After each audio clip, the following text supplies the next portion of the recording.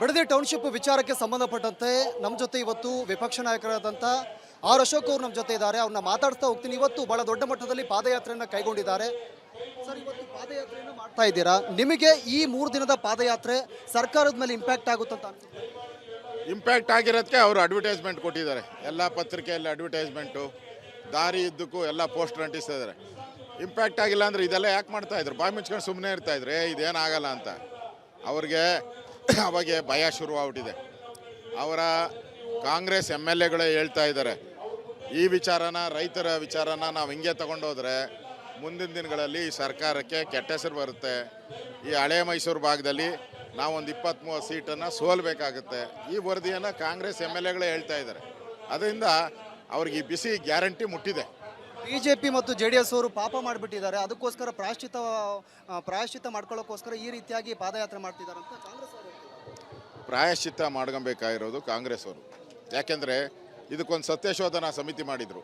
Kagodu Thimmappa, DK Shivakumar ಅದರಲ್ಲಿ member. ಅದರಲ್ಲಿ ಕ್ಲಿಯರಾಗಿ ಹೇಳಿದ್ದಾರೆ, ಈ ಪ್ರಾಜೆಕ್ಟು ದೇಶ ದ್ರೋಹದ ಕೆಲಸ, ರೈತರ ದ್ರೋಹದ ಕೆಲಸ. ಇದು ಮಾಡಿದ್ರೆ ರೈತರು ಒಕ್ಕಲೆಬ್ಬಿಸ್ದಂಗೆ ಆಗ್ತದೆ. ಹಳ್ಳಿಗಳು ಖಾಲಿ ಮಾಡಬೇಕು, ರೈತರೆಲ್ಲ ಬೀದಿಗೆ ಬರ್ತಾರೆ. ಇದು ಮಾಡಿದ್ರೆ ಈ ಸರ್ಕಾರ ಶಾಪ ತಟ್ಟುತ್ತೆ, ಈ ಸರ್ಕಾರ ಉಳಿಯಲ್ಲ ಅಂತ ಅವಾಗ ವರದಿ ಕೊಟ್ಟಿದ್ದಾರೆ. ಕಾಗೋಡು ತಿಮ್ಮಪ್ಪ ಅವ್ರ ನೇತೃತ್ವದಲ್ಲಿ DK ಶಿವಕುಮಾರ್ ವರದಿ ಕೊಟ್ಟಿದ್ದಾರೆ. ಈಗ ಯಾವ ಮುಖ ಇಟ್ಕೊಂಡು ಮತ್ತೆ ಇದನ್ನ ಪ್ರಾಜೆಕ್ಟನ್ನು ಮಾಡ್ತಾ ಇದ್ದೀರಾ? ಪಾಪ ಮಾಡಿರೋರು ಯಾರು? ವರದಿ ಕೊಟ್ಟವ್ರು ನೀವು, ಪಾಪ ಮಾಡಿದವ್ರು ನೀವು. ಈಗ ಪ್ರಾಜೆಕ್ಟ್ ಮಾಡ್ತಾ ಇರೋದು 36,000 ಕೋಟಿ ಡೀಲಿಂಗ್ ಬರ್ತೈತೆ ಅಂತ ದುಡ್ಡುಗೋಸ್ಕರ ಪ್ರಾಜೆಕ್ಟ್ ಮಾಡ್ತಾ ಇರೋರು ನೀವು ಪಾಪಿಗಳ.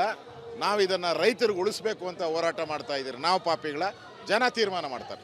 ಸರ್, ಈಗ ಕೇಂದ್ರ ಸರ್ಕಾರ, ನಿಮ್ಮದೇ ಕೇಂದ್ರ ಸರ್ಕಾರ, ಅದು ಡಬಲ್ ಇಂಜಿನ್ ಸರ್ಕಾರ ಇದ್ದಾಗಲೂ ನೀವು ಅಭಿವೃದ್ಧಿ ಮಾಡಬೇಕು, AI ಸಿಟಿ ಮಾಡಬೇಕು, ಡೆವಲಪ್ ಮಾಡಬೇಕು ಅಂತ ಹೇಳ್ತಿದ್ದೀರಾ.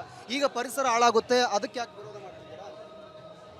ನೋಡಿ, ಲೇಔಟ್ ಮಾಡೋಕ್ಕೆ ಅದಕ್ಕೆ ಮಾನದಂಡ ಇದೆ, ಸರ್ಕಾರದ ಗೈಡ್ಲೈನ್ಸ್ ಇದೆ. ಎಲ್ಲಿ ಉಳುಮೆ ಮಾಡೋಕ್ಕೆ ಆಗಲ್ಲ ಅಲ್ಲಿ ಲೇಔಟ್ ಮಾಡಬೇಕು. ಇದು ಪೂರ್ತಿ ಉಳುಮೆ, ಪೂರ್ತಿ ನೀರಾವರಿ, ಲಕ್ಷಾಂತರ ತೆಂಗಿನ ಮರ, ಅಡಿಕೆ ಮರ, ಗೋವುಗಳು ಎಲ್ಲ ಇರುವಂಥ ಜಾಗ. ಇಲ್ಲಿ ಬೇಡ. ನಿಮ್ಮ DK ಶಿವಕುಮಾರ್ ಅವ್ರದ್ದು ಜಮೀನು ಎಲ್ಲಿದೆ ಅಲ್ಲೋಗಿ ಮಾಡ್ಗಂಟ್ಲಿ, ಇಲ್ಲಿ ಬೇಡ. ಒಂದು ವೇಳೆ ಏನಾದರೂ ಈಗ ಭೂಮಿ ಸ್ವಾಧೀನಪಡಿಸ್ಕೊಳ್ಳೋಕೆ ಹೋದ್ರೆ ಮುಂದಿನ ನಡೆ ಯಾವ ರೀತಿಯಾಗಿರುತ್ತೆ ಅಂತ? ಇವ್ರು ಇರೋದು ಇನ್ನು 1.5 ವರ್ಷ, ಅದ್ರಾಗ 6 ತಿಂಗಳು ಎಲೆಕ್ಷನ್ ಹೋದರೆ ಈ ಪ್ರಾಜೆಕ್ಟ್ ಹೆಂಗೆ ಮಾಡ್ತಾರೆ ಇವರು? ಯಾವನಾನ ಈ ಪ್ರಾಜೆಕ್ಟನ್ನು ಟೆಂಡರ್ ತಗೊಂಡ್ರೆ ಅವನ ಕತೆ ಗೋವಿಂದ, ಟೆಂಡರ್ ತಗೊಂಡವನು ಗೋವಿಂದ. ಅವನಿಗೆ ನಮ್ಮ ಸರ್ಕಾರ ನಾವು ಹೇಳ್ಬಿಟ್ಟಿದ್ದೀರಿ, ನಾವು ಈ ಪ್ರಾಜೆಕ್ಟ್ ಮಾಡಲ್ಲ ಅಂತ ಹೇಳ್ಬಿಟ್ಟಿದ್ದೀರಿ. ಅವನು ಗೋವಿಂದ ಆಗೋತಾನೆ. ಯಾವನ್ ತಗೊಂತಾನೋ ಟೆಂಡರ್ ಅವನು ಗೋವಿಂದ.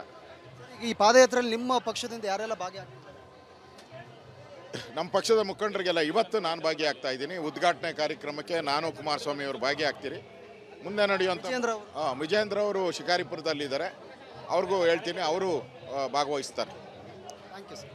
ಇದಿಷ್ಟು ವಿಪಕ್ಷ ನಾಯಕರಾದಂಥ ಆರ್ ಅಶೋಕ್ ಅವರ ಮಾತಾಗಿತ್ತು. ಕ್ಯಾಮರಾ ಪರ್ಸನ್ ಮಂಜುನಾಥ್ ಜೊತೆ ಪ್ರವೀಣ್ ರಾಘವ್, ರಿಪಬ್ಲಿಕ್ ಕನ್ನಡ, ಬೈರಮಂಗಲ.